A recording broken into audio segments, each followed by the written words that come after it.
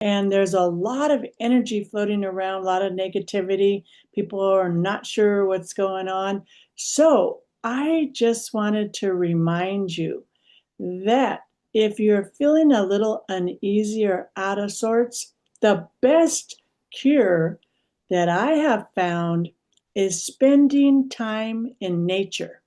So that means going for a walk, getting out to a park, getting near water, whether you live near a ocean, lake, river, just sitting outside and taking a few deep breaths and telling yourself, I am okay in this moment.